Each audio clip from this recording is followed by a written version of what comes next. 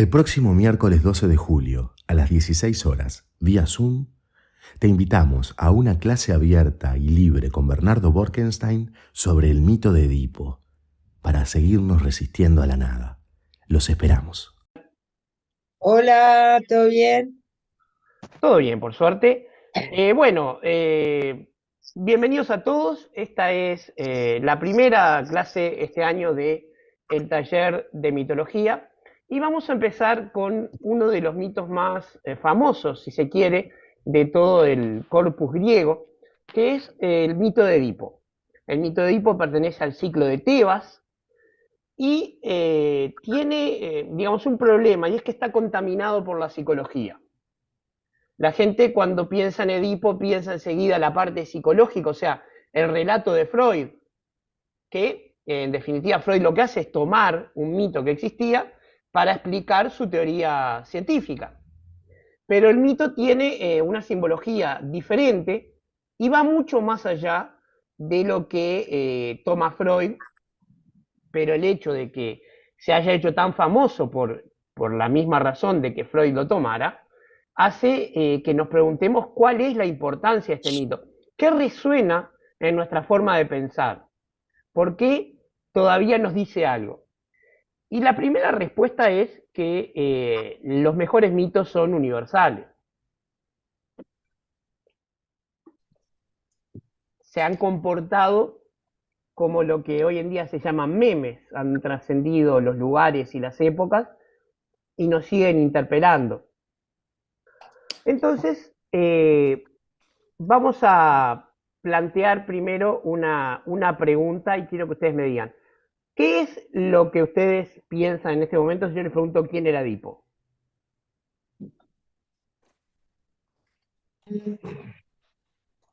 No sean tímidos, vamos. Un rey Un rey. Fue un rey, que se casó con la madre y mató al padre. exacto, efectivamente, todo eso es verdad, fue un rey. Es importante que no olvidemos eso. Era un rey y un rey muy querido por su pueblo. Era muy buen rey, porque eso no es un tema menor. ¿Qué más?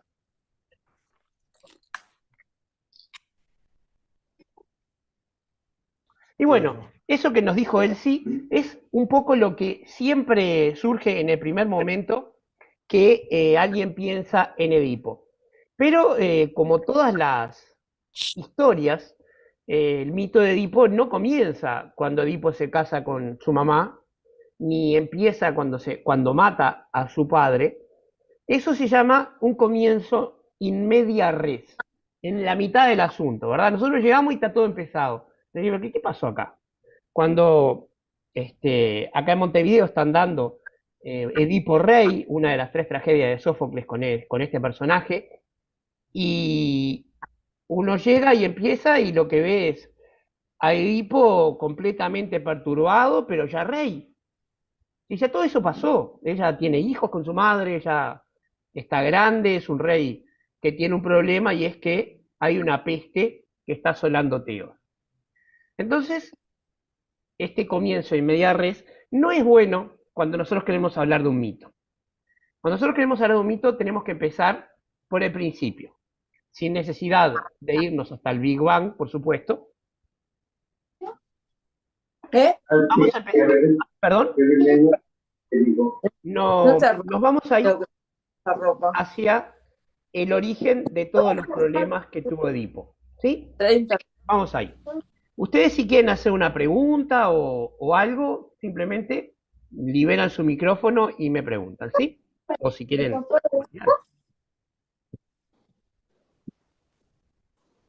Acá es donde mis alumnos que me conocen les pregunto siempre si ven la presentación. Sí, Muy bien, Edipo de Tebas. muy bien.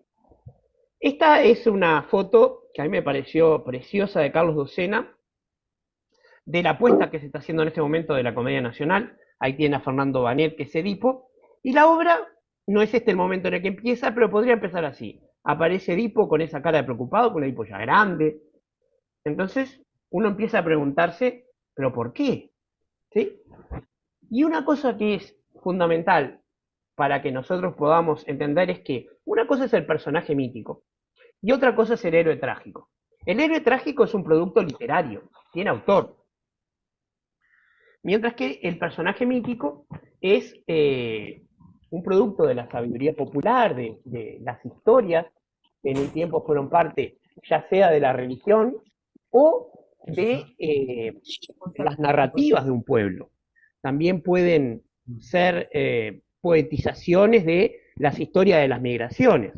Lo que tiene el personaje mítico es que, según el que lo cuente, va a cambiar la historia. Es porque distintos narradores le hacían un cambio o lo que fuera. Entonces, por ejemplo, los padres adoptivos de Edipo tienen distintos nombres según la fuente. Nosotros vamos a utilizar dos fuentes muy concretas. A Sófocles, para la parte final de Edipo, y a Apolodoro, que es uno de los mejores textos que tenemos, para toda la primera infancia. Y otra cosa del héroe trágico es que sus digamos, peripecias están regidas por lo que es las reglas de la tragedia griega. Entonces es algo bastante estereotipado, ya porque tiene un procedimiento. Y además, las tragedias están mucho mejor narradas que los mitos, porque los textos míticos, las fuentes primarias, nos han llegado fraccionadas, se han perdido pedazos. La primera pregunta que tenemos que hacernos, nosotros que vivimos en una sociedad con una matriz de pensamiento judeocristiana, ¿sí? La primera pregunta es, ¿por qué Edipo es tan desgraciado? Digamos, a ver, Edipo, ¿qué hizo? Mata a una persona que se le cruza en un camino, ya vamos a ver, pero el homicidio en Grecia no era un crimen particularmente complicado.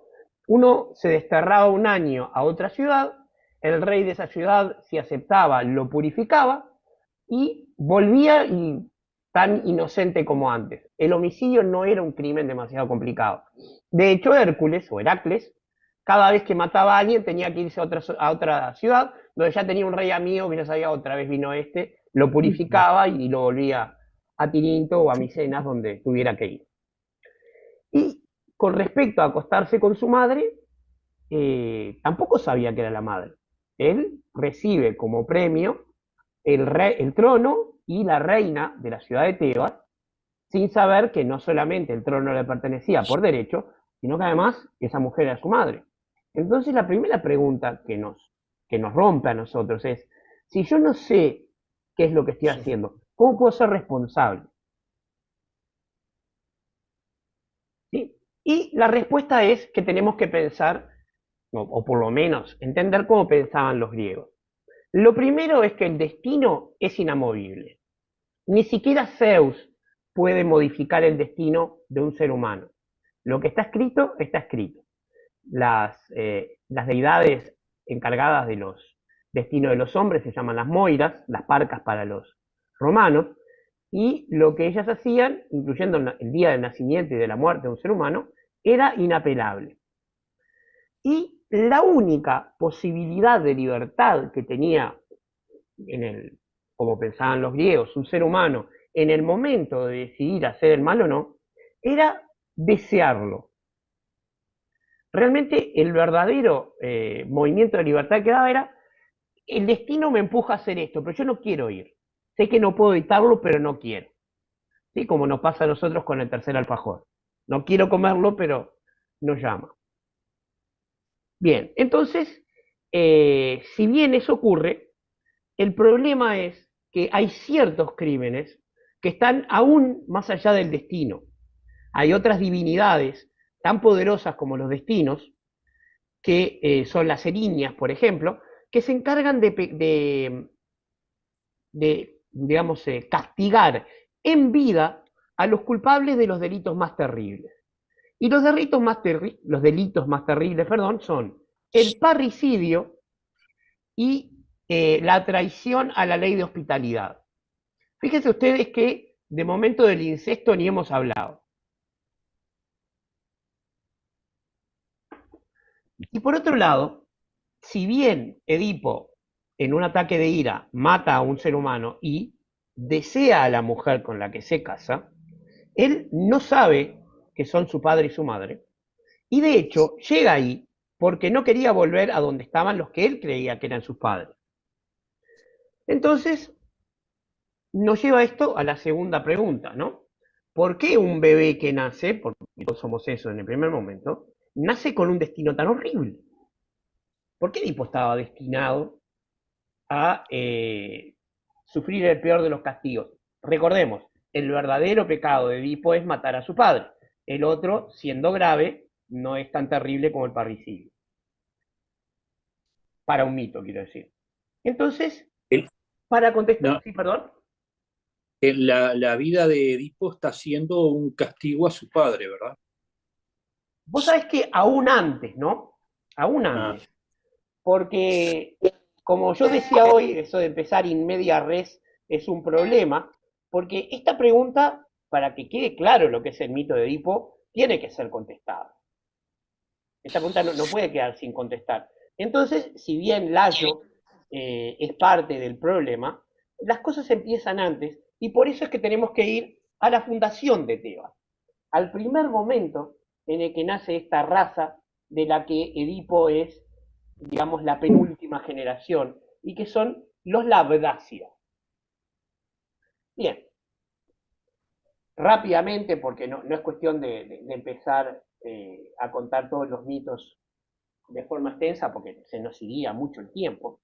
Ovidio nos cuenta que Cadmo fue un personaje, Cadmo era un hombre, hijo de reyes, que por una afrenta que tuvo, Atenea lo aconseja lo aconseja que tenía que ir a buscar donde hubiera una vaca en particular, seguirla, y donde la vaca se detuviera, ahí se tenía que quedar. Cadmo efectivamente encuentra a la vaca, la sigue, y en un momento que la vaca se para a descansar, él decide que esa es su tierra. Un segundito, ¿qué? A ver, un segundito, pero yo no tengo.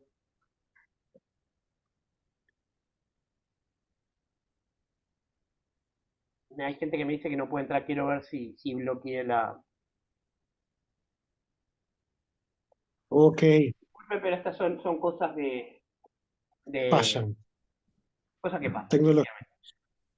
Bien, como le decía, si quieren interrumpirme, interrúmpame tranquilamente. Y como estaban por ahí, Cadmo se encuentra en donde tenía que establecerse con un dragón. Él lo mata y utiliza sus dientes para sembrarlos. Él tira los dientes al voleo por encima de su hombro y de cada diente nació un hombre y ese pueblo, que pasa a ser el pueblo de Cadmo, se llaman los espartos, que quiere decir los sembrados. Y ahí, con esos hombres, que sería unos 30 calculo, da origen a digamos, el linaje de lo que serían después los tebanos. ¿Sí? Toda la raza tebana, hola, desciende de estos hombres que sembró Cadmo. Hay que entender una cosa, no confundir los espartos con los espartanos, porque en esta época Ah, Esparta todavía no era una ciudad fundada y las ciudades más importantes del Peloponeso eran Tebas, Micenas y Atenas. correcto. Bien, como les decía, tenemos que ver un poco la familia real tebana y estos son todos los reyes de Tebas hasta Edipo. Eh, no se preocupen, les insisto, porque son muchos nombres, ustedes no se preocupen, yo les voy a mandar esta presentación, así que queden tranquilos. Pero lo que quiero que vean es acá. Buenas tardes. Hola, buenas tardes, ¿qué tal? Acá tenemos a Cadmo, que es el que les venía contando recién, que es un hombre, es un héroe, pero de linaje humano. Y se casa con Armonía, que es una diosa, hija nada menos que de Ares y Afrodita, y con él tiene a 5 hijos. Esto es una cosa de los mitemas, ¿verdad? Si ustedes leen Apolodoro, como en mi caso son 5, según alguna otra fuente son otros, tienen otros nombres. Pero lo que es cierto es que uno de esos hijos es Polidoro, cuyo nombre quiere decir aquel que tiene todos los dones, y, perdón, que tiene muchos dones. Y Sémele, que va a ser la madre del dios Dioniso. Ya que vemos que la estirpe de Cadmo es una estirpe importante. Y Polidoro tiene un hijo llamado Labdaco, que va a ser el padre de Layo y a su vez el abuelo de Edipo. Y es acá donde empieza el problema. Todos los demás hijos van a tener sus historias, sus mitos, pero Labdaco va a ser el principal generador de la mala suerte de sus generaciones y va a recibir lo que se conoce como la maldición de los labdácidas, que son los hijos de Labdaco. Entonces, hoy Andrés decía que Layo era el culpable del destino de Edipo, y vamos a ver que Layo también era, digamos, un receptor de la maldición que venía aún de antes, que era la del Labdaco. Una cosa que resulta un poco injusta, ¿verdad? Porque una persona que nace tiene que cargar con una maldición que recibió un antepasado. Bueno, en los mitos griegos esto era muy común, y en una edad ya moderna, los reyes de Francia fueron maldecidos hasta la cuarta generación por el gran maestre de los templarios y murieron todos sin descendencia también en los reyes de Francia. Entonces, bueno, como le decía, Polidoro se casa con una señora Nicteis y tiene un hijo que se llama Labdaco. Este Labdaco tiene un hijo llamado Layo, y Layo era un corredor de carros, ¿sí? Era lo que los romanos llamarían luego un auriga. Y es desafiado por un rey de una ciudad vecina, por Pélope, que era el rey de nada menos que la ciudad de Olimpia. Es desafiado a una carrera, y Mirtilo era el auriga designado por Pélope para correr en esa competencia. Acá es muy importante entender lo que significa una competencia para los griegos. Esto es un desafío agonal. ¿Sí? Palabras como agonía, antagonista, protagonista, todo ese tipo.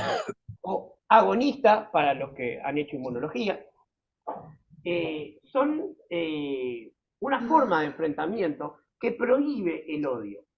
Los griegos eran sumamente competitivos, eran muy jerárquicos, pero consideraban un deshonor el resentimiento, la cobardía y el no saber perder.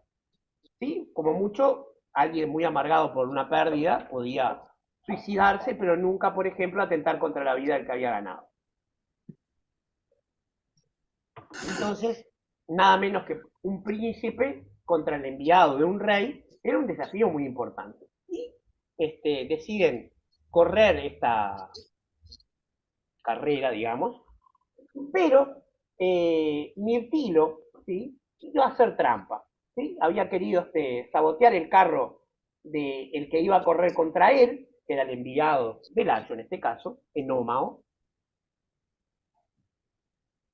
porque lo que estaba en juego era el poder casarse con la hija de Pélope, que era Hipodamía, y ser candidato, por supuesto, a heredar el trono de Pélope. En ese enfrentamiento, entendamos que hacer trampa es una de las peores deshonras.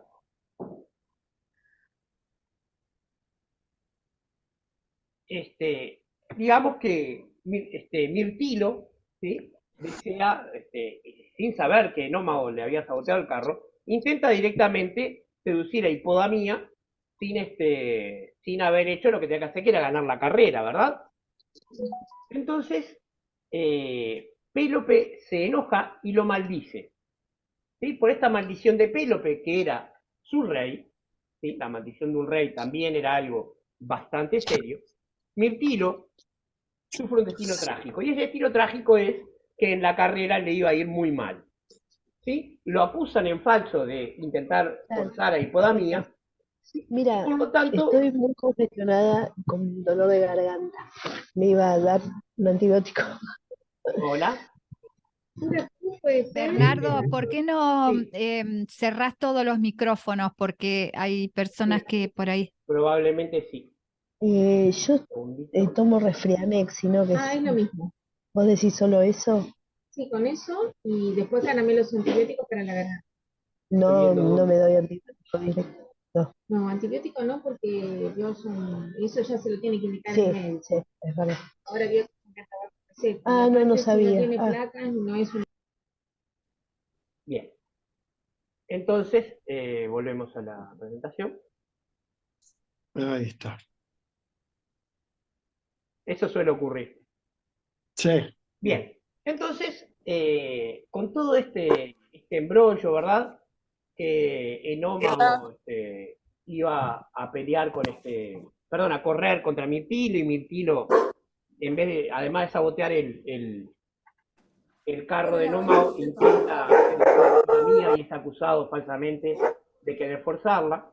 Mirtilo maldice a su vez a Pélope y a su descendencia.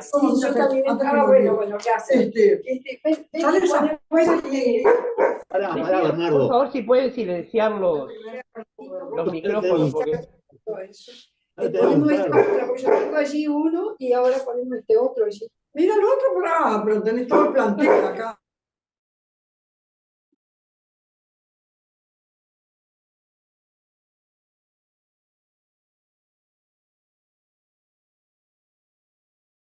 entonces se produce toda una serie de maldiciones, porque Mirtilo maldice a Pélope, Pélope se enoja y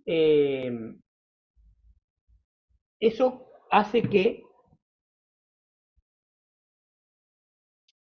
termine todo en una maldición que cae también sobre Labdaco. ¿Por qué?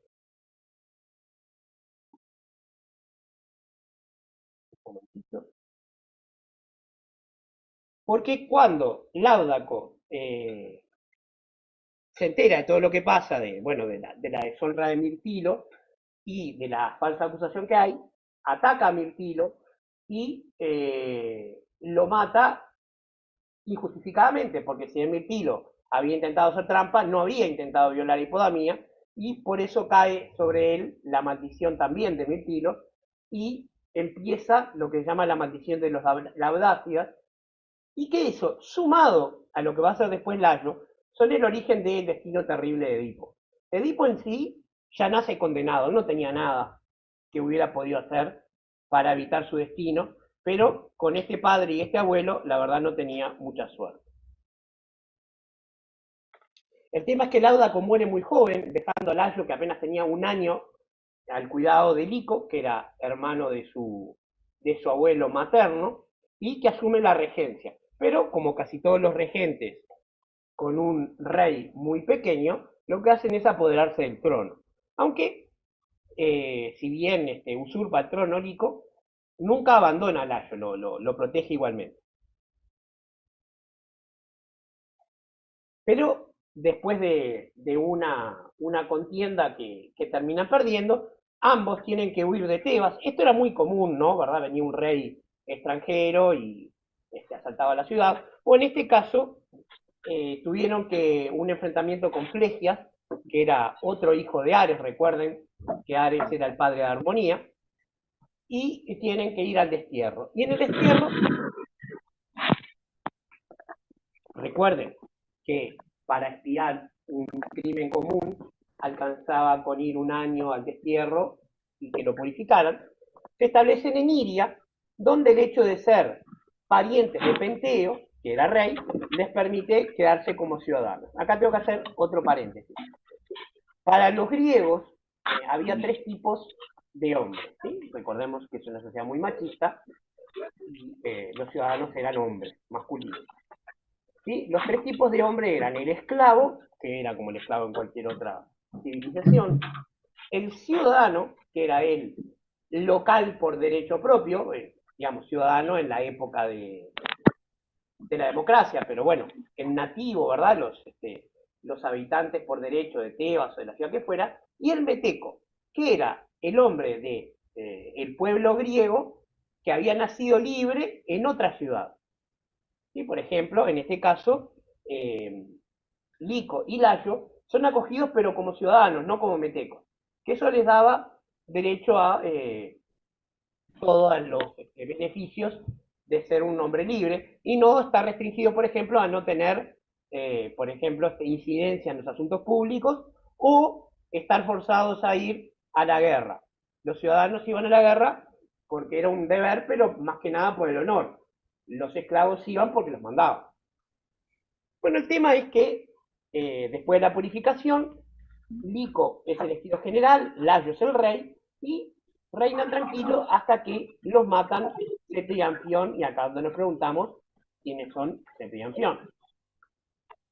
Bien, ustedes, insisto, no se preocupen por los nombres, lo que pasa que para entender todo lo que vino después, realmente teníamos que ir al origen de todo esto. Recuerden que hasta acá, Layo recién tiene 20 años, o sea, es un rey muy joven, que casi todo su reinado lo ha hecho bajo la regencia de su tío.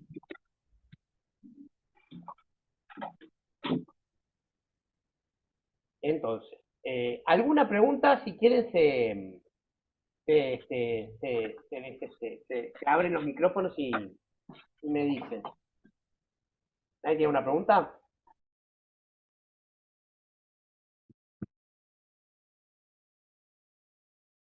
Bueno, en ese caso, veamos quiénes son Sete y Anfión. Antíope era otra descendiente de Cadmo, ¿verdad? Hija de Nicteo, o sea que era tía de Layo, que tuvo una relación con Zeus y queda embarazada. Ya sabemos que Zeus se encargaba de tener hijos con muchísimas mujeres mortales y otras deidades, hasta que tuvo a Hércules, y como nunca iba a tener un hijo mejor que ese, desde ese día dejó de tener relaciones extramaritales. Pero en este momento recuerden que con las hijas de Cadmo tuvo un hijo con Semele, y ahora con esta nieta de Cadmo que era Nicteo. El tema es que Nicteo es un rey, de repente su hija la princesa está embarazada y obviamente no le cree que el padre era Zeus, como es bastante razonable. Pero en vez de actuar como un padre amante, se siente herido en su amor propio y en su orgullo y la amenaza de muerte. Ella logra huir con un señor Epopeo que no solamente la rescata, sino que se casan y tienen a los hijos de Zeus. Nicteo, por supuesto, con ese honor de macho herido que en este momento suena tan rancio, ¿verdad? Se mata, pero antes de matarse, le encarga a Lico, su sobrino, que vaya a buscar a Antíope y la mata. Así que venga el honor de la familia, por así decirlo. Entonces Lico se levanta contra la ciudad de Sición, la conquista. Recuerden que acá ya tenía dos ejércitos, el de Nicteo y el suyo propio de Tebas, y mata a Epopeo y se lleva a Antíope como prisionera. Pero los hijos que había tenido Antíope no son secuestrados. Eso es porque, como siguiendo la costumbre de muchísimos personajes de los mitos griegos, Antíope dio a sus hijos a que lo criaran unos pastores, en este caso un boyero. Como dice Alejandro Dolina, los pastores en los mitos griegos hacen de todo menos cuidar a las vacas y las ovejas. O sea, cuando aparece un pastor, lo último que está haciendo es cuidando ganado. Y estos hijos son Seto y Anfión, que son los que nombramos al principio, que habían matado a Lico al final de su reinado. Bien, recordemos, Seto y Anfión son semidioses, hijos de Zeus, y mientras Seto se dedica a ser pastor también, Anfión era un gran músico, y la lira que le regala a Hermes, el dios mensajero de los dioses, pero también su hermano, le permitía hacer ciertos milagros, que ya vamos a ver. El tema es que estos dos hermanos, tan diferentes, van a tratar de hacer lo importante, que es vengar a su madre, por ejemplo. Así que vamos a parar un segundito para rebobinar, así estamos todos ordenaditos. Buenas tardes. Recién me entero de la hora 16. Ah, bueno. Encantado, Samsung. Mucho gusto, Samsung. Yo pensé que era todas las 21, pero me cambiaron el disco. No. Bienvenido. Bueno, entonces, un señor Láudaco, hijo de Cadmo, un príncipe tebano, se casa con una hija de Nicteo y tiene un cuñado llamado Lico. Muere joven y deja a este cuñado a cargo de su hijo y del trono de Tebas. ¿Sí? Antíope, otra tía de Layo, este príncipe, queda embarazada de Zeus y da origen a toda una serie digamos, de venganzas y de suicidios, pero básicamente tiene dos hijos llamados Sete y Anfión, que son semidioses. Y Lico y Layo son encargados por el padre de Antíope de vengar la afrenta, ir a buscarla y matarla. No la matan, la toman prisionera y matan a su esposo, eso sí. Pero los semidioses, Sete y Anfión, se quedan a salvo porque estaban siendo criados por un pastor. Bien, Lico y su esposa Dirce maltrataban convenientemente a Antíope, acá todos nos acordamos de la Cenicienta, y en algún momento Antíope logra escapar y llega a donde estaban sus hijos. Sete y Anfión, esto es otro mito, tiene su historia, pero bueno, el tema es que los hijos la reconocen y deciden vengar la afrenta que sufrió su madre. Para lo cual, haciendo la historia corta, matan a Lico y a Dirce y expulsan a Layo de Tebas. Y esta es la primera razón de una de las cosas que no se entienden si uno no mira el mito cuando va a ver la primera de las tragedias de Edipo, y es ¿por qué Layo no estaba en Tebas? Porque todos los problemas empiezan en este destierro de Layo, cuando es expulsado de su ciudad.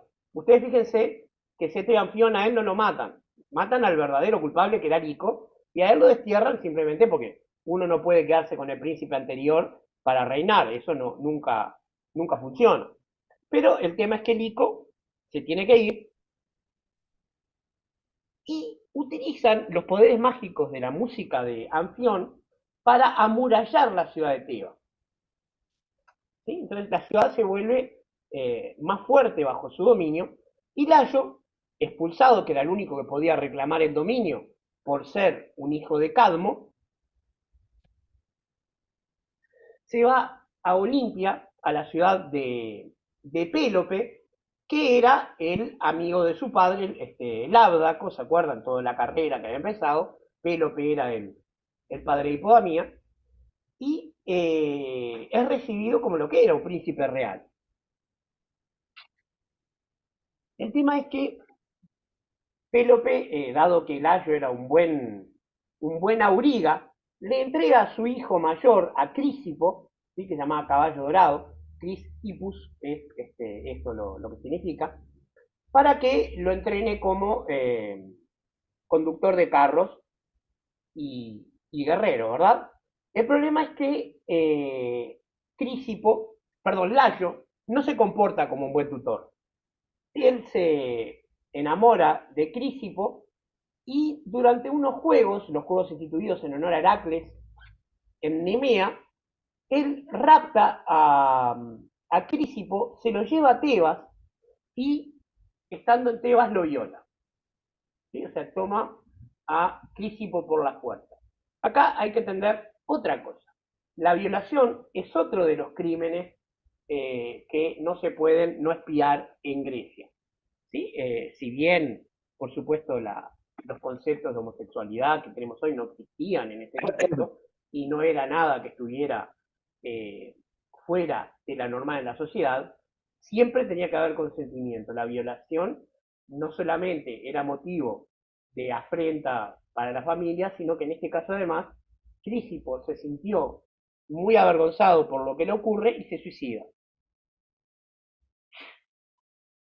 Y acá es donde Pélope maldice a Layo, y esta es la maldición que sella el destino de este rey que no había sabido honrar nada menos que la protección de su anfitrión.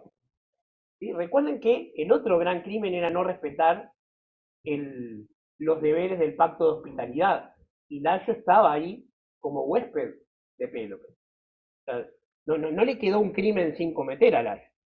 El tema es que cuando mueren todos, Layo, luego de matar a Sete y Anfión, quiero decir, hereda el trono porque le correspondía a él, y se casa con la hija de Meneceo, que era otro de los hijos de Cadmo, que acá tenemos una de las variaciones según quien cuenta la historia, ¿no? Para Homero era Epicasta, y en la gran mayoría de las otras fuentes se llama Yocasta. Y ocurre que el primer deber de un rey, sea el rey cual sea, y sea el pueblo o la época que sea, es tener una descendencia para asegurar el gobierno de su linaje. Y Yocasta no quedaba embarazada. Entonces, como no había mucha otra alternativa, Layo decide ir al oráculo de Delfos a preguntarle a Apolo, mediante la pitonisa, por qué no podía tener un hijo. O sea, en este momento Layo no se sentía ni culpable por lo que había hecho, ni sospechaba nada. Pero la respuesta del oráculo no le gusta mucho. Los oráculos, por lo general, dan una respuesta críptica. No sé si por una conveniencia literaria o porque había alguna ley en la adivinación que tuviera que ser así, pero las respuestas de los oráculos siempre son ambiguas, dependen de la interpretación, pero en este caso el oráculo fue clarísimo. Tu hijo matará a su padre y se acostará con su madre. Lo cual, imagínense, supongo que a Layo le preocuparía más la primera parte de la profecía, pero el hecho es que decide volver a Tebas y no le cuenta nada a Yocasta. Pero un día, estando Layo borracho, acá hay una obra llamada Yocasta de Mariana Perkovich, en la cual ella relee el mito y piensa que la que tuvo que emborrachar a Layo para que se acostara con ella era la propia Yocasta, porque Layo seguía enamorado de Crísipo. Pero bueno, como fuera, el tema es que Layo efectivamente engendra con Yocasta un hijo recién nacido, pero, sabedor del destino que le aguardaba ese hijo, se lo saca de encima. Para asegurar que el niño no sobreviva, le atraviesa los pies ahí dice, con unos broches, en realidad era con una especie de alambre, y el pastor al que se lo entrega se lo lleva colgado. Y la visión de ese pastor, ¿se acuerdan que los pastores hacían de todo menos cuidar ovejas? Era dejarlo en el monte Citerón tirado para que se lo coman las bestias.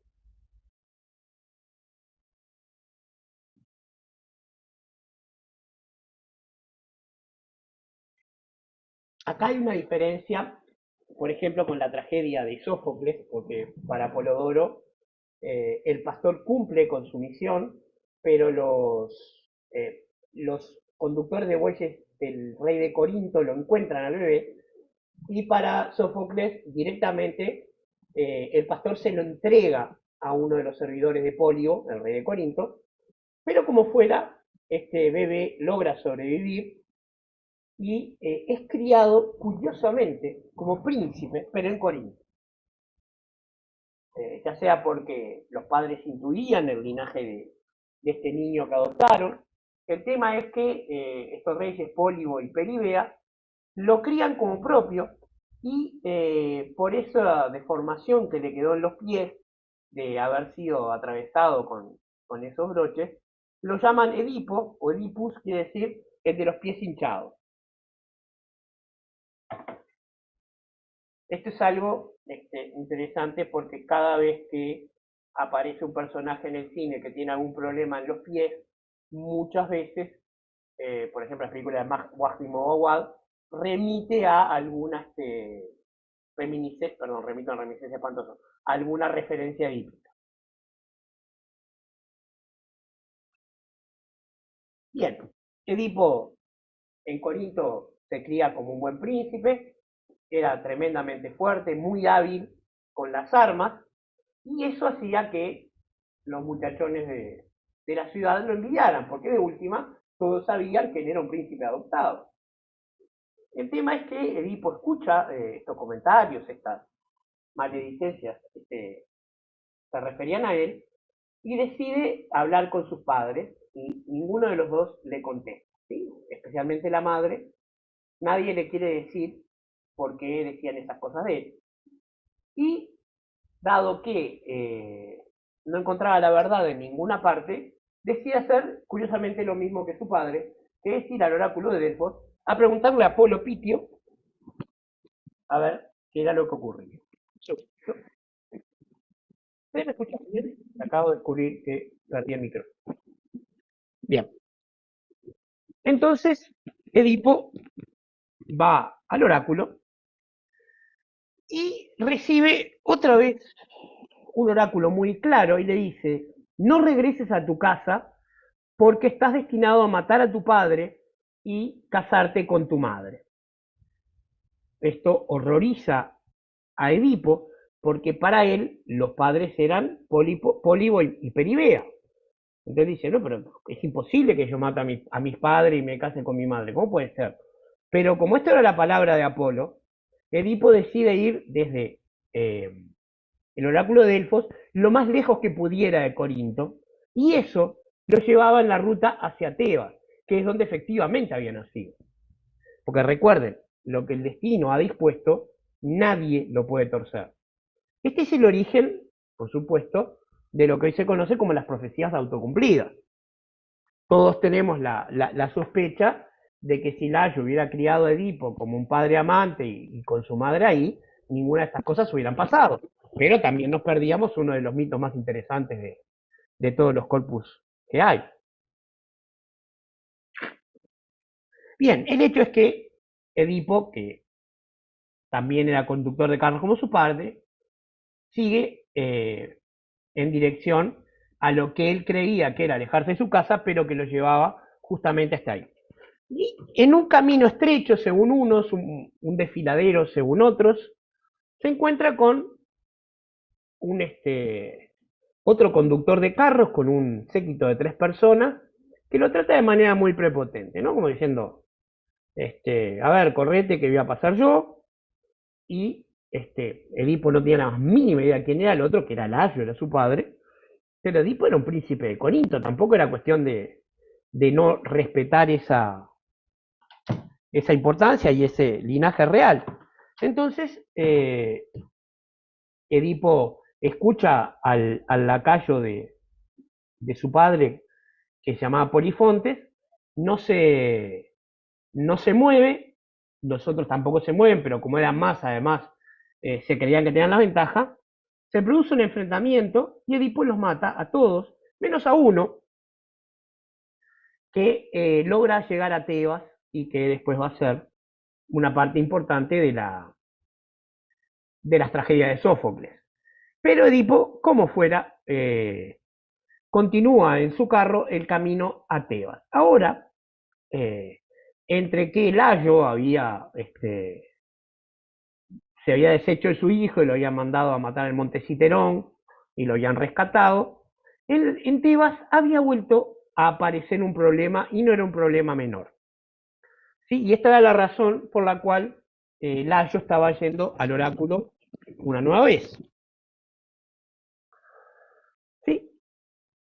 El tema es que había una tragedia importante en la ciudad. Un monstruo llamado la Esfinge se había instalado en las puertas de Tebas, y era un monstruo convenientemente horroroso. Era hijo de Tifón y Equidna. Para los que hacen el taller de mitología, ya hemos hablado que Tifón y Equidna son los padres de todos los monstruos que se respetan en la mitología griega.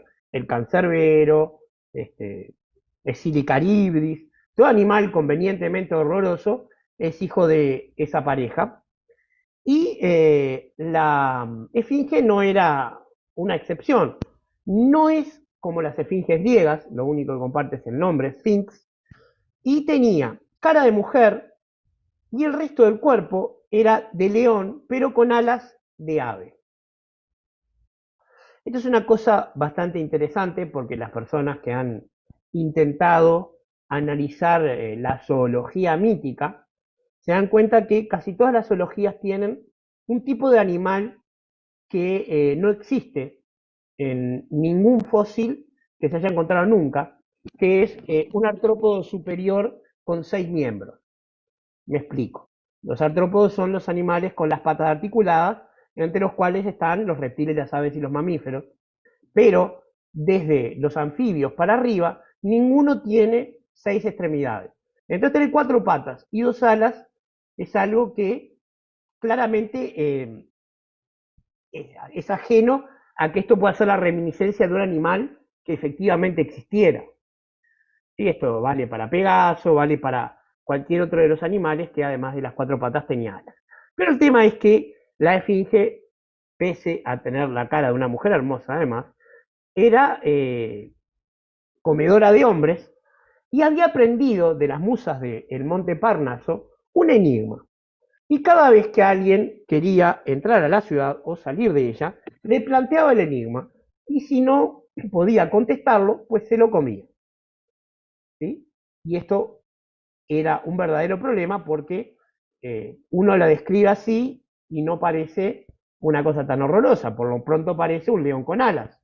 Pero siendo hija de Tifón y Equidna, como el león de Nemea, como la hidra de Lerna, como los mejores monstruos de la mitología griega, era bastante poderosa y no había forma de matarla de manera sencilla. La única manera de vencerla era contestar su enigma.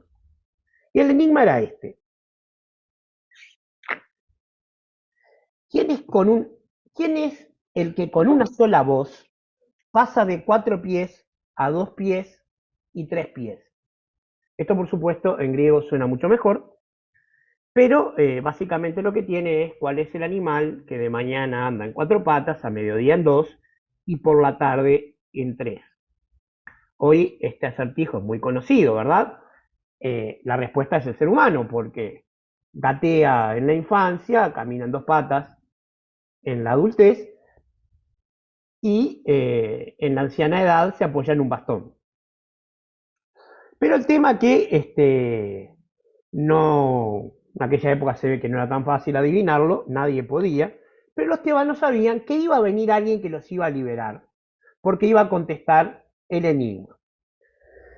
El tema es que mientras llegaba el liberador, los tebanos se veían asolados por este animal y Creonte, que acá vamos a decir, ¿quién es Creonte? Bueno, Creonte era el hermano de Yocasta y el que reinaba desde que Layo desapareció misteriosamente cuando iba al oráculo de Delfos. Sí, recuerden, Layo va al oráculo de Delfos a ver qué hacer con la esfinge, desaparece y quedan Creonte y Yocasta a cargo de Tebas. Creonte no podía saber lo que hacer con la esfinge y decide que al que pudiera liberar a Tebas de la esfinge, le iba a dar el reino, o sea, el trono, y lo iba a casar con su hermana Yocasta. Yo no sé si él le preguntó a Yocasta, ¿no? Hubiera sido conveniente, pero el tema es que Creonte decide esto por sí solo. Edipo se entera de esta promesa que había y decide ir a Tebas y, por supuesto, contesta el enigma de la esfinge, y la esfinge, como cantaba el luthier, se ofusca, se enfada, se tira al precipicio y se hace pomada. O sea, se tira por un precipicio que había cerca de Tebas y muere. Acá estas son las partes de los mitos que resultan extrañas, ¿no? Un moto tan terrible que se frustra porque le contestan un enigma. Pero bueno, este tipo de asuntos lo que hacen es marcar más que nada la característica del héroe que la del monstruo. Este cuadro que ven ahí es una versión de Edipo con la esfinge, y la esfinge en una posición que rara vez se la ve, pues es la mujer es muy seductora, pero además es un animal muy pequeño, ¿sí?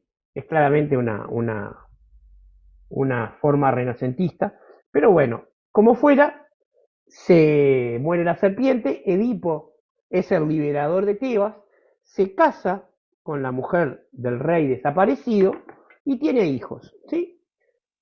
2 hijos, Polinicias y Eteocles, y las hijas Ismene y Antígona. Nuevamente, según la fuente, distinta cantidad de hijos, distintos nombres.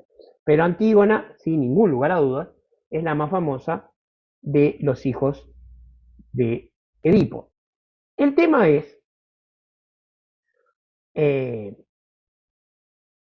bueno, que comienza el reinado de Edipo, y Edipo era un buen rey, ¿sí?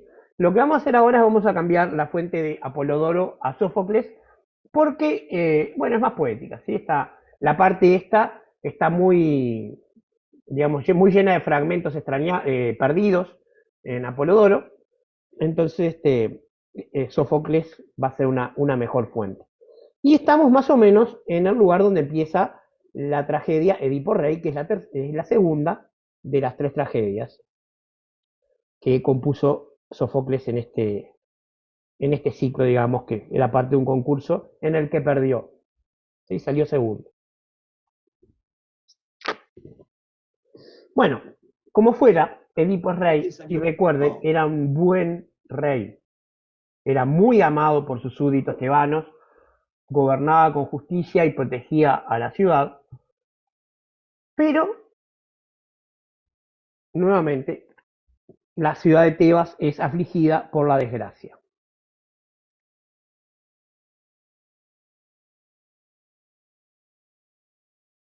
¿Sí? La ciudad de Tebas es asolada por una peste, y esa peste empieza a destruir las cosechas, empieza a matar personas, las mujeres dejan de tener hijos, ¿sí?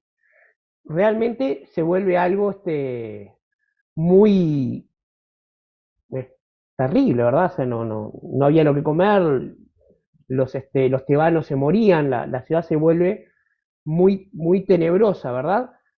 Y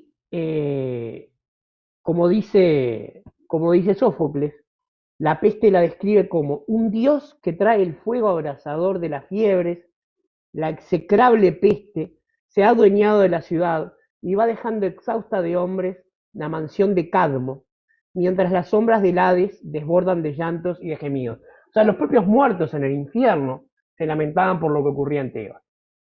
Y Edipo, nuevamente, hace lo que había hecho él mismo anteriormente, que es intentar ver lo que había ocurrido, y envía a Creonte, su tío, a Delfos a preguntarle a Apolo, nuevamente a Apolo, qué es lo que ocurría, qué es lo que había que hacer. Y el oráculo vuelve a ser claro una vez más y dice: los dioses exigen que las tierras mancilladas con el asesinato de Layo sean purificadas con el destierro del responsable del crimen. ¿Sí? O sea, nuevamente el oráculo es claro para todos menos para Edipo, porque Edipo jamás conoció a Layo, él no sabe quién era el rey anterior.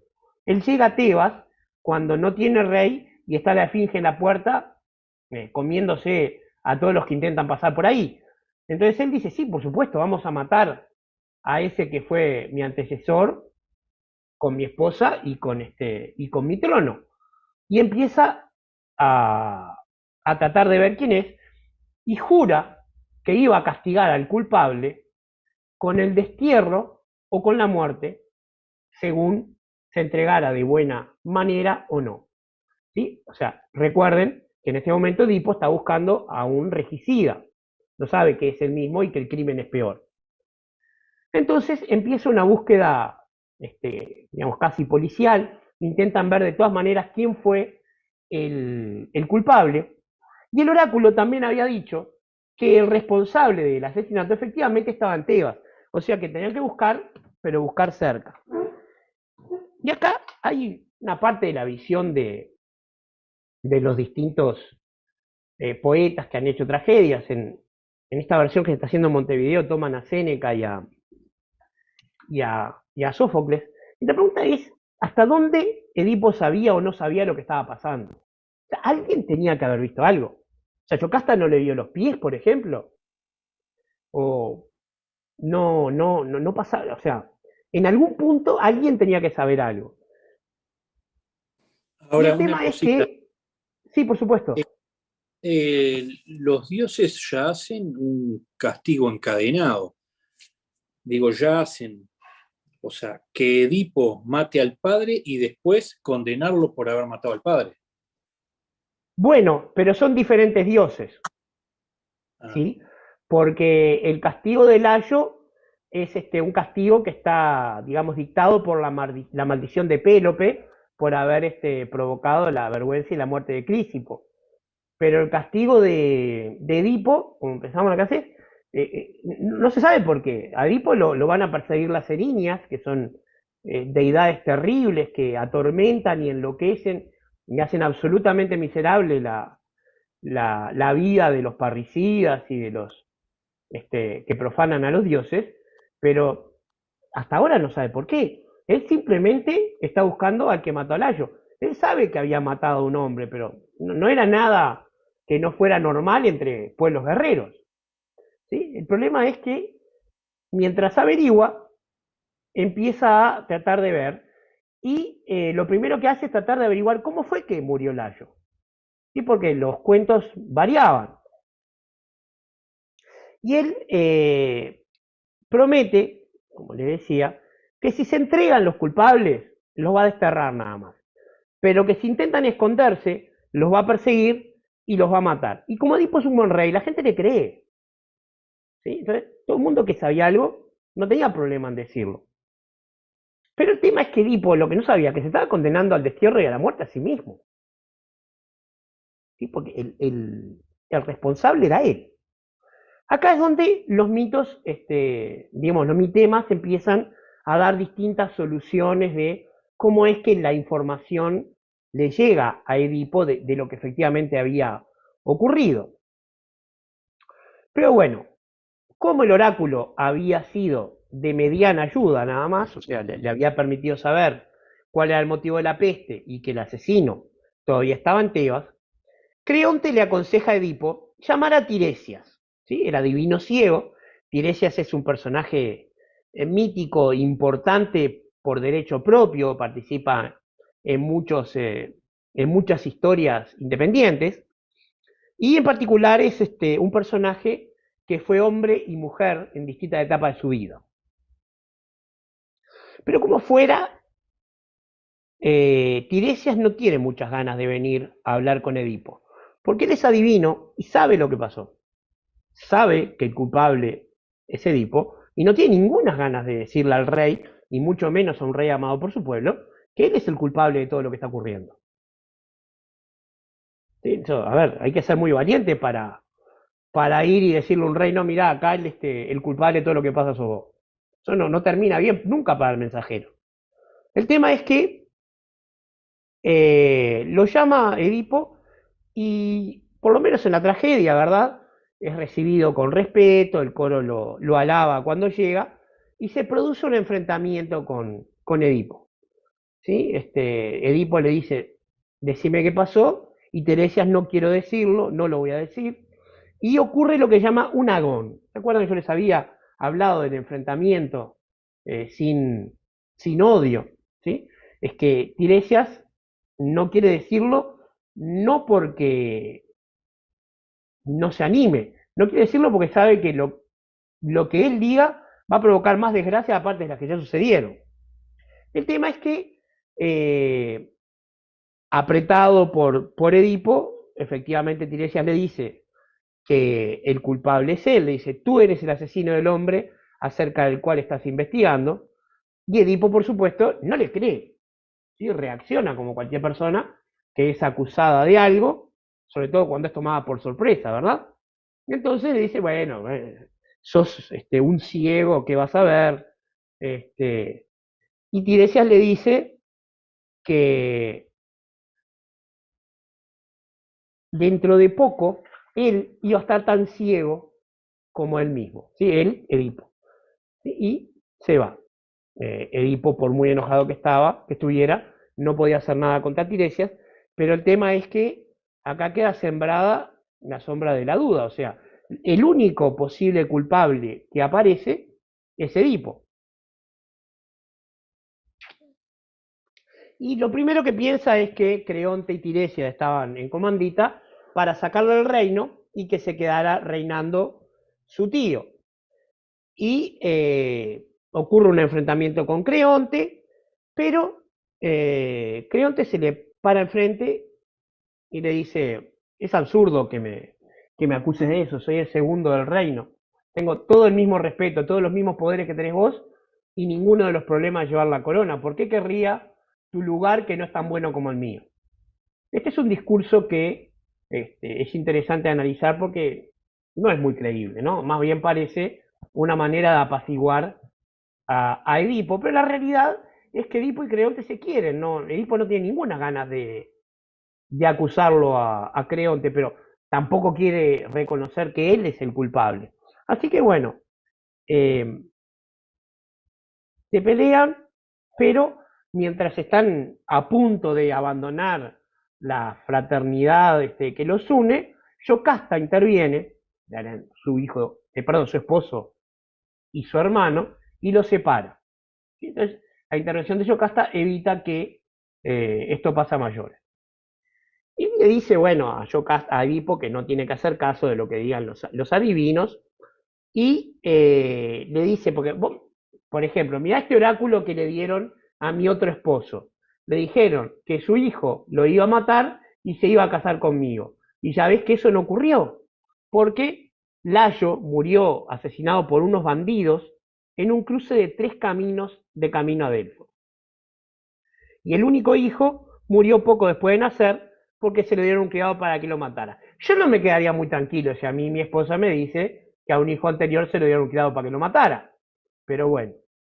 Entonces Yocasta le está diciendo a Edipo que esta profecía evidentemente no se cumplió, pero Edipo se acuerda que él mató a un hombre en un cruce de 3 caminos.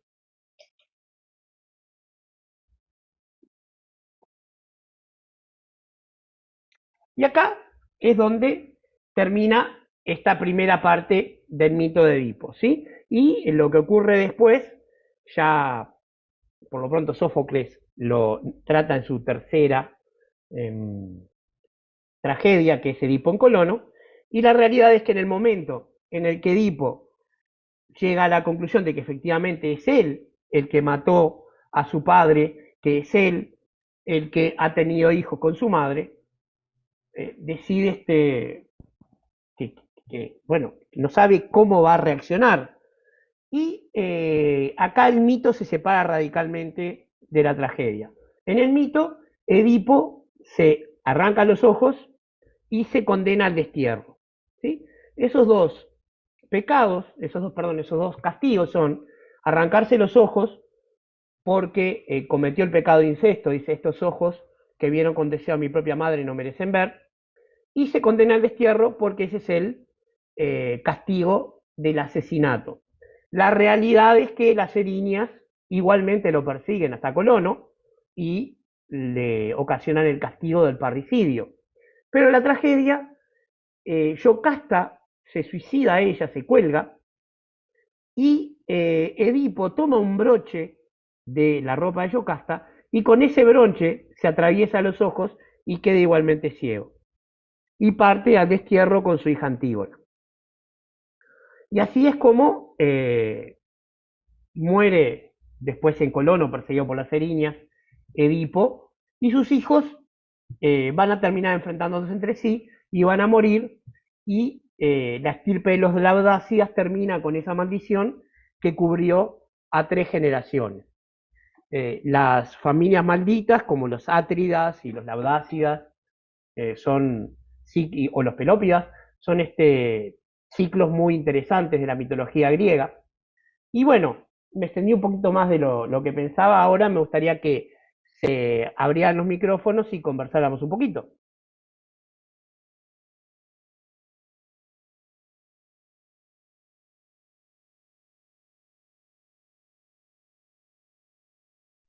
Sí, digo, Juan Abarano, ¿Qué tal? ¿Cómo estás, Álvaro? digo, lo primero Dime. que a uno le da, ¿no? Es atroz, es lo que sucede. ¿Y No sí? son 4 generaciones, básicamente, que sufren la maldición. Sí.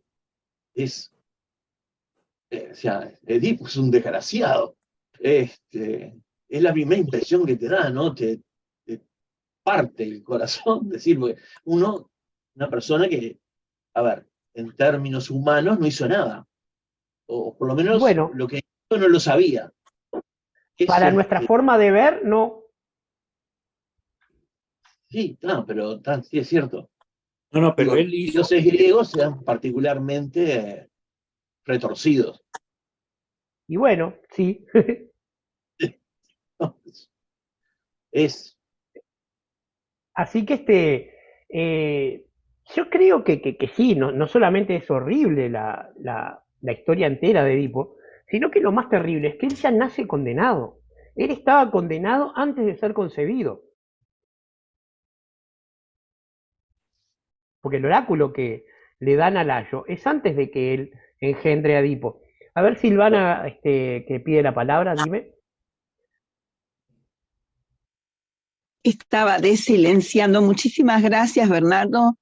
Yo te quería preguntar, porque yo provengo más del palo de la biología, entonces en todo lo que es humanístico y todo lo que es historia me enriquezco enormemente y al escucharte eres sumamente claro. Te quería preguntar, por favor, las gracias te las damos todos nosotros a ti. Te quería preguntar si esto que sucede, así algo como tan fatídico, como que, bueno, el oráculo de alguna manera una y otra vez al ser consultado da estos datos terribles, si de alguna manera se repite en otros casos también hasta la tercera o cuarta generación, o bueno, a veces como que no es tan así. Sí, hay otros casos de, digamos, de maldiciones, si se quiere, que es el ciclo de los Átridas, que es todo el ciclo que termina con la guerra de Troya, y también el ciclo de Midas, que Midas no, era un rey de Lidia que no era Midas, el Midas original, digamos, que también le dicen que su linaje se iba a cortar por la tragedia. O sea que hay por lo menos dos que me acuerdo así de memoria. Muchísimas gracias, Bernardo. Por favor. ¿Alguien más? ¿Alguna pregunta? ¿Un comentario?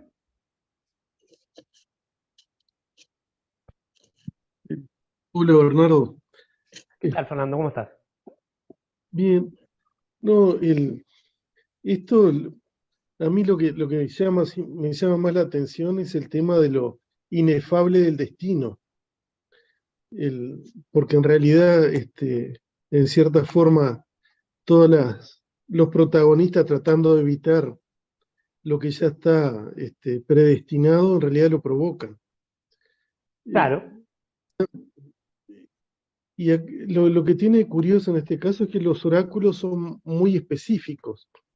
Porque en realidad, en muchas tragedias el problema es un tema de interpretación del oráculo, pero en este caso no tiene una segunda interpretación posible. No. Y sin embargo, no se puede cortar el curso de lo que ya está predestinado. Claro, por un lado, lo que los destinos han sellado, eso no se puede cambiar. Por muchas vueltas que uno dé, no lo va a poder evitar. Lo que sí ocurre es que, digamos, esto de los oráculos más claros es algo más de la tragedia que de los mitos. Y no nos olvidemos que la tragedia es una obra literaria compuesta por poetas y grandes poetas. Y entonces a veces es más funcional al relato que bueno, que justamente la profecía tenga por lo menos alguna interpretación prioritaria. Entonces, ahí sí se entiende que los oráculos sean un poco más claros.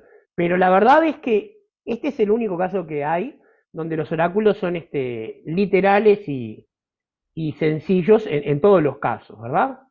Pero con la única excepción de que cuando a Edipo le dicen que no vuelva al lugar donde nació, en realidad lo están engañando. El oráculo lo está mandando hacia su destino. Porque no le dice no vuelvas a Corinto, le dice no vuelvas a donde naciste. Claro. Hola, Bernardo. ¿Qué tal? ¿Cómo estás? Bien, sin foto Primero, y llamándote Samsung, no sé quién sos. Soy José Enrique Sierra. Encantado, A ver si me José, ves. bienvenido. Bien. Ahí sí.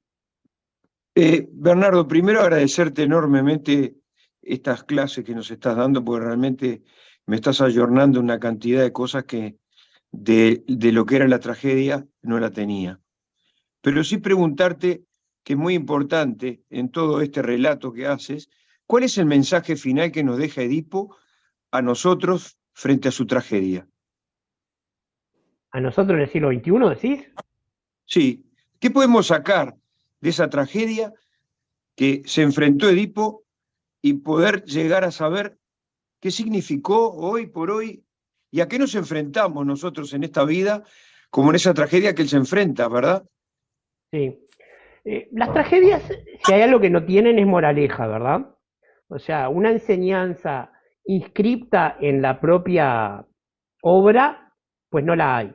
Lo que sí nos deja es la presencia de dos preguntas muy importantes. La primera es si existe el libre albedrío y hasta dónde llega. Porque en esta historia, Edipo jamás fue responsable o dueño de sus acciones. Todo lo empujó hacia su destino. Entonces, para las personas que valoran la libertad, es muy duro pensar que no tengo nada que hacer, que lo que yo voy a hacer de acá hasta que me muera ya está escrito. Especialmente lo que tiene que ver con el bien y el mal. Entonces, la reflexión sobre el tema del libre albedrío y lo que decía Álvaro recién y Fernando también, ¿qué tan terrible puede ser un crimen que yo no sé que estoy cometiendo? ¿Por qué un castigo tan terrible si yo ni siquiera sé lo que hice? Porque no es cuestión de que, bueno, agarré un revólver y disparé al azar y mató a alguien. No, disparar un revólver ya es mucho. Pero acá salvó una ciudad, asume el trono, se casa con la reina. ¿Dónde está lo terrible en eso? Lo terrible está en lo que Edipo no sabía. Y creo que la mayor importancia de lo que nos deja es la posibilidad de cuestionarnos eso. En el siglo XX nos dejó a Freud, ¿no? Pero en el siglo XXI Claro. creo que lo más importante es que podamos reflexionar sobre el libre albedrío y la libertad, ¿no?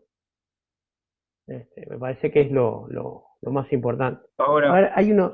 Sí. Te entendí perfectamente. Pero yo lo miro desde un punto de vista que me parece, a mi manera de ver, que la acción que comete Edipo de arrancarse los ojos y salir corriendo no es la apropiada en enfrentar los problemas como hoy por hoy tenemos que enfrentarlos. A ver. Yo diría de que no es loable lo que hizo, sino que es una manera de huir de los problemas en un rey como él, que tendría que haber tomado otra decisión. Sí, yo entiendo lo que vos decís, pero hay algo que acá hay que entender. Hay dos cosas. Primero es que Edipo se da cuenta que se está acostando con la madre. Sí. Y esa es una actualización. El momento en el que el héroe, el héroe trágico, es consciente de su destino, se llama anagnórisis. Es el momento que se da cuenta de lo que está pasando. Y la de Edipo es terrible. Y además ocurre algo que también es importante. Él juró por los dioses que iba a castigar al culpable. Él tiene que honrar ese juramento. Los juramentos, cualquier juramento, sea cual sea el poder ante el que se haga, tienen dos partes. Uno se llama invocación y el otro se llama imprecación. La invocación es poner a un dios por testigo, un poder superior, el que uno quiera. Y la imprecación es lo que le va a pasar a uno en caso de no cumplir ese juramento. O sea, porque un juramento tiene que ser algo que cueste algo si uno lo rompe. Y en el caso de un rey, es la muerte. Un rey no merece vivir si rompe un juramento ante un dios. Entonces se le juntan las dos cosas. Primero, que él se condenó cuando juró castigar a los culpables, y además no se olviden que él juró ser benevolente si el culpable se entregaba, pero él no se entregó. Claro, claro.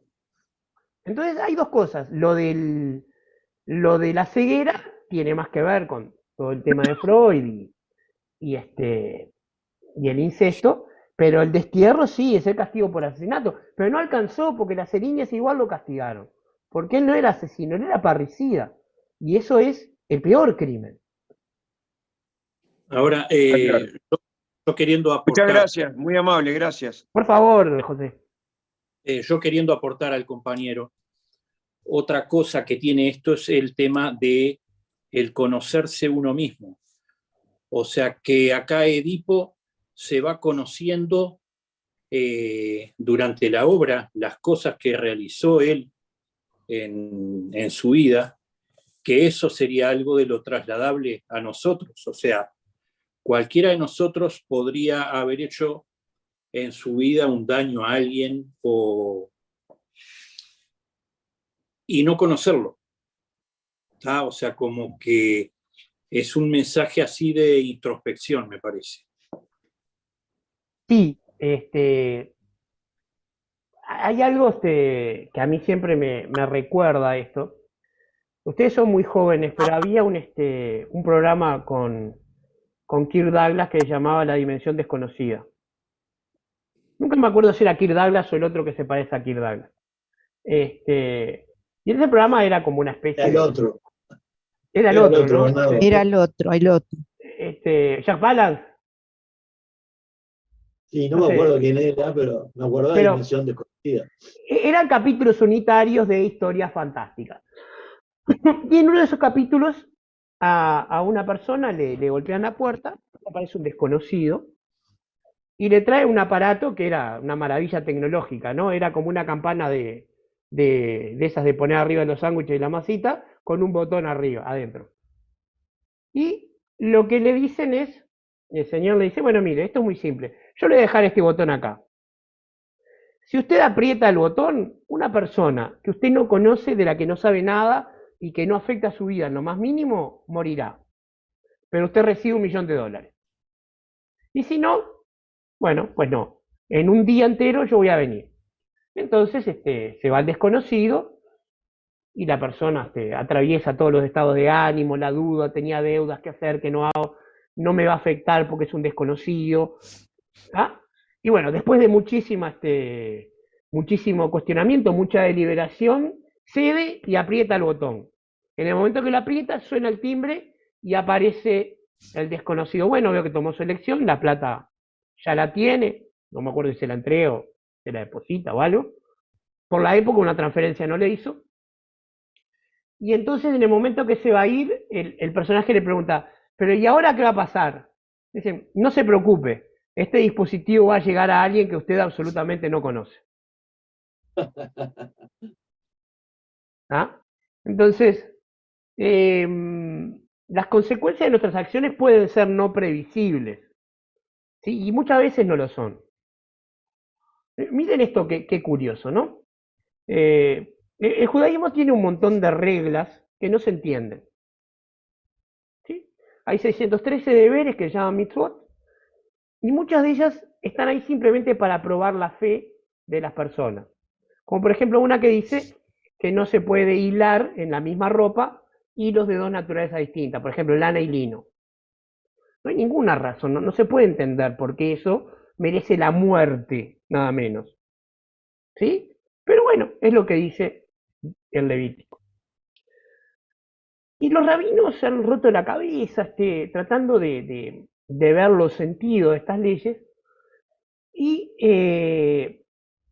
llegan a la conclusión, bueno, de que hay pecados que se pueden interpretar de distintas maneras y tratan de ver cada acción, cada pequeña acción de la vida diaria, si es o no la causa de pecado. Entonces, entre los muchísimos escritos, hay bibliotecas enteras, imagínense, 1300 años que los rabinos llevan escribiendo, hay una que habla de cortarse las uñas. ¿Sí? Entonces dice, llamamos malvado al hombre que se corta las uñas y tira la fanera, los recortes, porque esos recortes podrían provocar un aborto a una mujer embarazada que los pisara, descalza. Y llamamos santo al que, poniendo en peligro su seguridad, los quema, etc. No importa. Pero lo que quiero decir es, ¿cuánta probabilidad hay de que yo me corte las uñas, caiga un pedacito al suelo, lo pise una embarazada descalza? Bueno, no mucha, pero de alguna manera pretende establecer de qué manera es más seguro deshacerse de esa fanera. Entonces yo me arriesgo a quemarme, pero soy virtuoso porque no va a pasar nada con eso. Después hablamos de la huella de carbono, ¿no? En la Edad Media no se conocía. Pero el tema es que es muy difícil, y pensando en lo que me preguntaba José recién, ¿hasta dónde llegan las consecuencias de nuestras acciones? Si uno piensa la cadena de eventos que cualquier decisión desata, y se forma una especie de avalancha que en algún momento algo malo va a ocurrir. ¿Sí? Pero piensen en esto, ¿no? Uno de los temas favoritos de la ciencia ficción es el imaginar historias contrafácticas. Y uno de así, de los que más cuentos malos sobre todo se han escrito, es sobre la persona que viaja al pasado para matar a Hitler de bebé, para evitar todo lo que vino después. La pregunta es, cuando Hitler era un bebé, ¿qué había hecho? ¿Por qué había que matarlo? ¿Cuál es el pecado de ese bebé?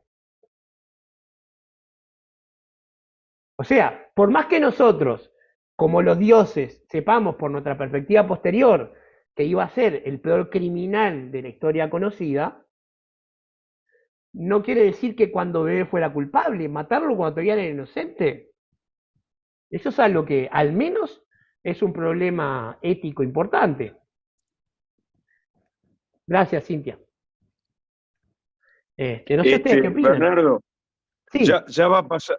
Mirá, estás haciendo alusión a algo que realmente lo hemos visto en la ficción, lo estamos viviendo hoy con la famosa inteligencia artificial, que no sabemos hasta dónde va a llegar y cómo va a terminar esto, porque esto va increciendo, cuáles son los pros y realmente los contras de que hoy por hoy pase todo esto.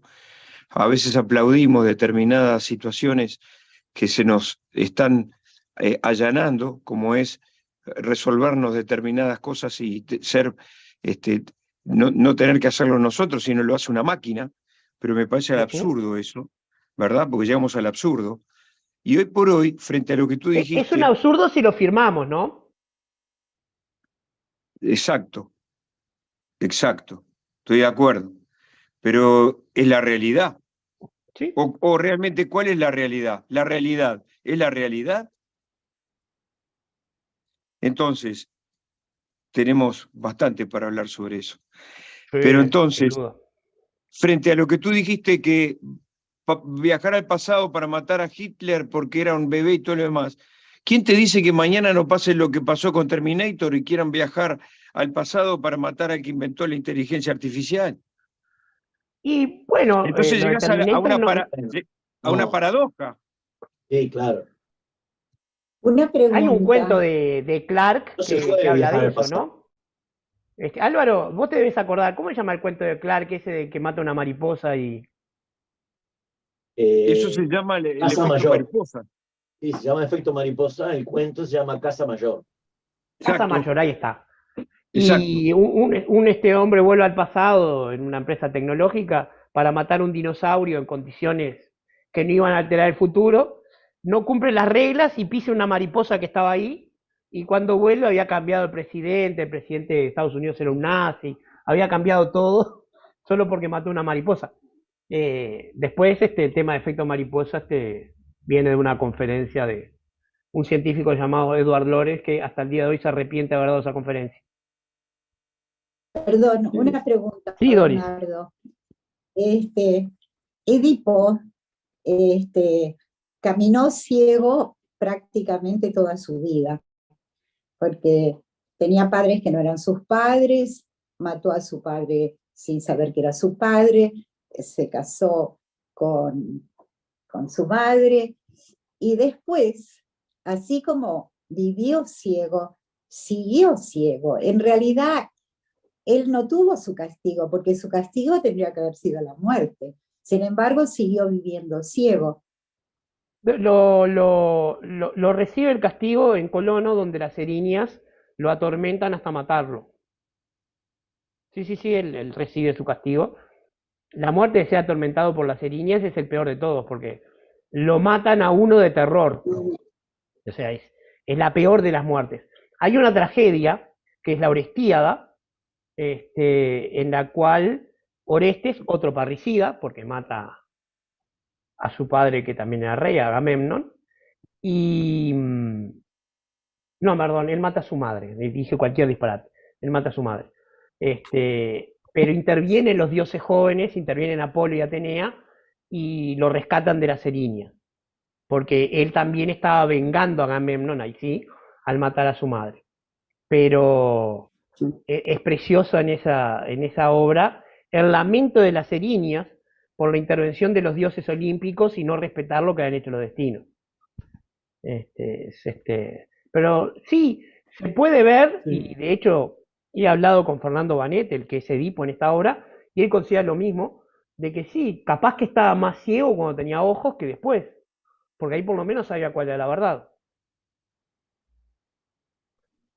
En el caso del mito de Edipo, yo tal vez remonte a elementos más arcaicos aún que el mito, porque en realidad lo que ocurre con Edipo es que viola dos tabú poderosísimos, que es el del incesto y el parricidio. ¿Sí? Los tabúes fundacionales de la sociedad civilizada. Claro, son muy arcaicos y en realidad están como en el fundamento de la organización social. Entonces, probablemente este mito rescate elementos mucho más arcaicos del propio mito. Bueno, vos siempre con tus preguntas me llevas a lugares donde no quiero ir. Pero es absolutamente así. Mira, Y no está la Ricardo sociedad siempre moderna. también para aportar. Y no está ¿Qué? Ricardo, que también aporta lo suyo. Está Nos saca Ricardo, de está ahí, hola, Ricardo. sí. Uno de los tres químicos siempre me hace problema. Estos químicos, no sé, mira. No, la cosa es así y es absolutamente cierto. Mira, la sociedad, para Freud, la sociedad, punto, está basada en dos tabúes, el del incesto y el parricidio. El tabú del incesto, Silvana estará de acuerdo, para evitar la endogamia y mantener sana la especie y la multiplicidad del sistema mayor de histocompatibilidad y otras cosas. Y el del parricidio para lograr internalizar la autoridad del padre, que es la ley externa, y con el tabú del parricidio, esa primera ley, lo que se logra es que nosotros podamos convivir sin matarnos unos a otros. Por eso, el ritual de pasaje es el momento en que el hombre y la mujer pasan a la adultez, pero en el caso del hombre, simbólicamente tiene que matar al padre. No es que lo mate, pero hasta el momento del ritual de pasaje, el padre está casado con la mujer que él ama y solo puede tenerla si lo mata. Entonces, si no trasciende bien, o sea, intentar matarlo y fracasar, ¿sí? Creo que se conoce como la narcisización del ser humano, entonces no va a poder ser un adulto integrado a la sociedad. Pero esto, y esto se lo comió olímpicamente Freud, es lo que ocurre en las sociedades patriarcales. Y los griegos, especialmente los griegos dorios, que son, digamos, los del mito, digamos, a partir de Heracles para adelante, eran todos patriarcales porque venían de la zona del Indo y traían a su trío de dioses masculinos. En el caso de los griegos, Zeus, Poseidón y Hades. Y desplazaron a los pelasgos, que eran los griegos nativos, que eran matriarcales. Y en las sociedades matriarcales, primero que uno no conoce al padre, la figura padre no existe, porque nadie se casaba, y además no existe el tabú del incesto, porque el tabú del incesto está asociado al del parricidio. Lo que marca el mito de Edipo, probablemente, y siendo bemerista, es una reminiscencia del desplazamiento del matriarcado por el patriarcado ario. Porque los arios eran los griegos, no los alemanes del siglo XX, ¿sí? Pero sí, lo que decís vos, Fernando, es muy agudo porque seguramente algo de eso hay. Una cosita más. Sí, digo, claro. A Edipo los dioses lo condenan no por parricidio ni por incesto, sino por haber matado a un rey. ¿Por regicida decís vos? Y eso es lo que dice el oráculo. El oráculo se queja de que está sin castigarse el asesinato del rey Layo. Claro, pero lo que pasa es que el oráculo mandó decir que hay que matar al asesino del rey. Pero lo que pasa es que en este caso, Edipo es regicida, por supuesto. Pero el incesto mayor es matar al padre. Perdón. el pecado mayor es matar al padre. Eso está escrito en el mito, ¿no? Dios no, en digamos, Yo lo que veo la lista de... Quiero decir, a ver, perdón, Andrés, disculpa. De haber sido regicidio nada más, no hubieran intervenido las erinias. Probablemente con el destierro o el asesinato hubieran terminado. Y realmente era preferible que lo mataran a ser castigado por las erinias. Esa era una tortura que nadie quería. De hecho, para que las erinias no se enojaran con uno, les decían las euménides, que quiere decir las bienaventuradas, para que no se enojaran, como diciendo, no llames a la desgracia. Pero sí, el oráculo habla de regicidio, porque bueno, también, si decía el incestuoso que lo mató, ya estaba regalando el final de la obra también. Ahí hay una conveniencia más de Sófocles que otra cosa, ¿no? Es que yo me refiero a que el castigo que tenía la ciudad, ¿tá? O sea, de que nada crecía, era porque estaba sin ser castigado el regicidio. Sí. Sí, básicamente sí, pero lo que pasa que en este caso vienen en un paquete sin separar. El regicida era parricida a la vez, ¿no? O sea, el pecado se lo mandó redondito, ¿no? Era homicida, regicida y parricida. El concepto de regicidio es un tema bastante interesante, sobre todo en la forma que adquiere en las monarquías del siglo XVI para adelante, ¿no? Que uno diría, ya estábamos más civilizados, pero no, es bastante más salvaje que en aquella época todavía. De hecho, Heracles mismo mata a varios reyes y con la purificación de un año lo absolvían. Hay gente que no estoy viendo los mensajes, así que si me preguntan en voz alta nomás, va a ser más práctico. Estela, dice que coincide con Doris, y que en realidad lo que interpretó en el acto de que tome la decisión de quitarse los ojos, donde dice pagar pecado por el incesto, lo vuelve ciego, pero no de vida, donde queda librado de la condena. Claro, sí, esto lo dice a texto expreso, ¿verdad? Él se ciega por el pecado de incesto. Dice, estos ojos que han visto con deseo a mi madre no merecen seguir viendo. Pero... Bernardo. Sí, claro. Silvana tiene la mano levantada hace rato y Cristina la gracias, tenía. Pía. Cristina la tenía y la bajó ahora. Es que yo no veo a todos. Los que quieran preguntar, pregunten nomás, no sean tan delicados. Silvana, Cristina, no sé, los que quieran preguntar. Estás muteada, Silvana.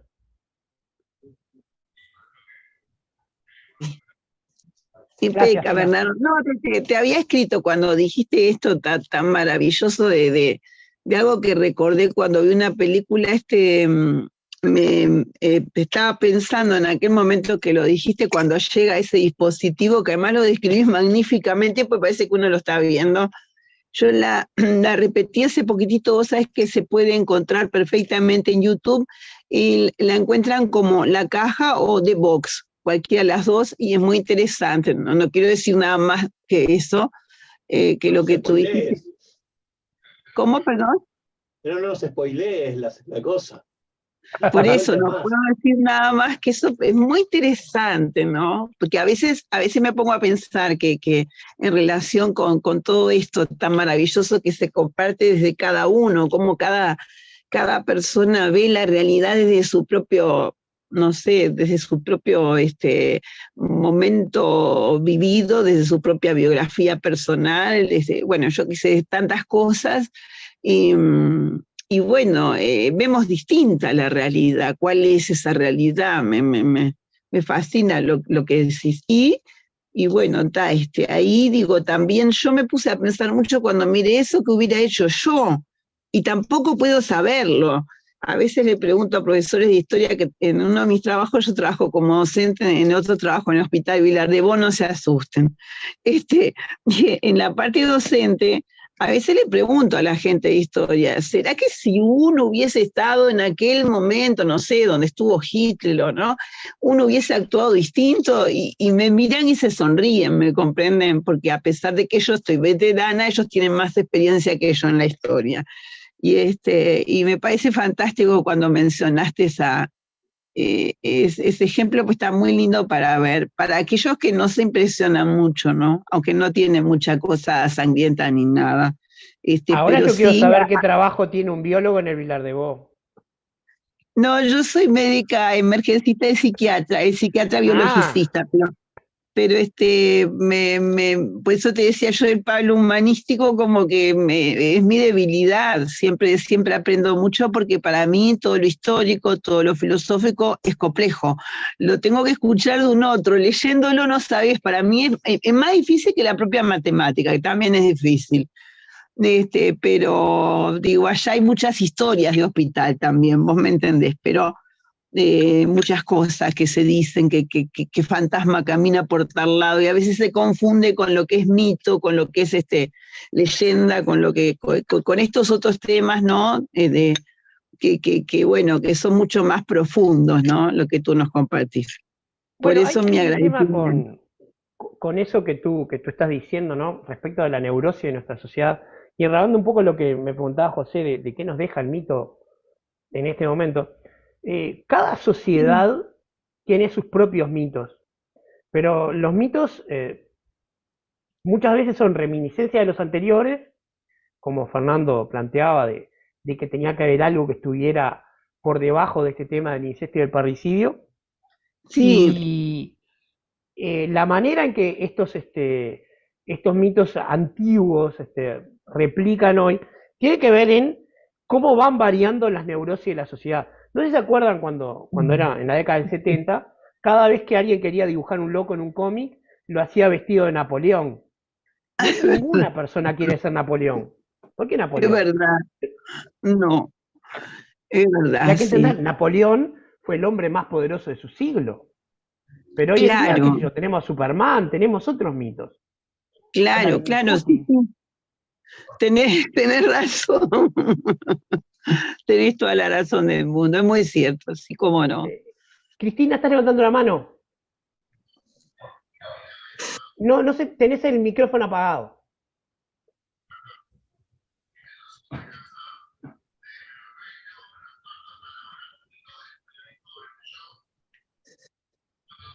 No lo cerré. Ahora sí, ahora sí. Eh, lo que ¿qué representa Édipo? Él era valiente, Mucho. Era un hombre justo,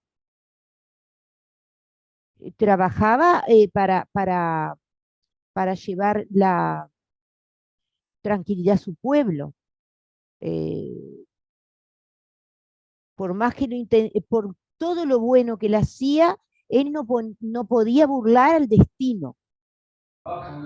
Ahora, ese destino que tú dijiste, el libre albedrío.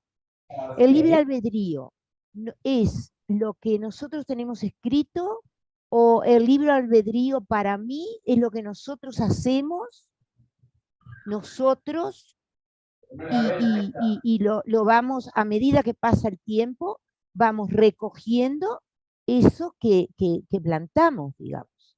Pero Edipo era alguien que era un pobre diablo, que le vino, mató al padre, pero él no sabía que era el padre. Y sí, es terrible, por eso quise empezar la historia no in media res, sino desde el origen de Tebas, porque hay algo tan espantoso, porque todos nosotros tenemos el miedo de que el destino se nos dé vuelta y nos empiecen a rodar todas las cartas mal. ¿Ah? Los que tenemos alguna fe, tenemos un poder al que encomendarnos, pero sí, uno tiene miedo. ¿Y qué pasa si me empieza a salir todo mal? Si pierdo la salud, si pierdo la fuerza, si pierdo los seres que quiero. Y sí, Edipo no digo Y nada. bueno, pero Y para no peor, tenía, en un no momento, tenía, mientras está en Tebas, se le mueren los padres adoptivos. bueno, él no tenía entonces fuerza. Lo que nos está mostrando es que nosotros tenemos que tener fuerza para salir adelante. Él era una Pero lo que persona pasa que no es que tenía fuerza. nadie tiene fuerza contra el destino. No nos olvidemos que además es un héroe trágico. No era que con positivismo y 2 o 3 libros de New Age podía levantar el hecho de que mató al padre y se acostó con la madre. Pero sí, digo, es cierto que le faltaron fuerzas, pero se enfrentó a la fuerza más poderosa de la naturaleza. No sé si hay algo que hubiera podido con eso. Después hay un filósofo francés, René Girard, que dice que esta tragedia busca el remedio, que el ser humano busca remedio para sus males, de los que no conoce la causa, y este remedio es la expiación de culpas. Bueno, ahí está, ¿ves? Ese es un punto interesante. Los cristianos tienen la confesión y la contrición, cosa que los judíos no tenemos. Tenemos Yom Kippur, que es distinto. Pero Edipo no tenía ese mecanismo de apelar a un Dios todopoderoso y benevolente que lo perdonara. El Dios antepasado de armonía y por lo tanto del propio Edipo, que era Zeus, estaba impotente contra el destino. Es una de las grandes diferencias de las religiones monoteístas con las que las precedieron. O sea, Jesús y Dios son tan poderosos que no hay nada que ellos no puedan perdonar. Siempre que el sujeto se arrepienta, ¿verdad? Y que Edipo se arrepiente además. Edipo además es eso, él es de buen corazón, él no quiere que haya pasado nada, él no quiere ver a su pueblo sufrir, él ciertamente no hubiera querido que Yocasta se matara, pero nada, nació condenado. Nació condenado, nació con la cruz. Bueno, peor todavía, porque no recibió ninguna vida inmortal tampoco. Gente, ¿saben que tengo otra clase dentro de 15 minutos? Espero que les haya gustado esta. A mí me encantó. Si me siguen en las redes, muchas gracias, se enterarán Bernardo. cuando hagamos otra. Sí, muy bueno. Bueno, Estela dice gracias, que no Bernardo. nos escapamos del destino. Y sí. Bueno, los invito a que me comenten lo que quieran, me escriban o lo que sea. Y a los del curso de mitología nos vemos miércoles. Y a los del curso de filosofía nos vemos en 15 minutos.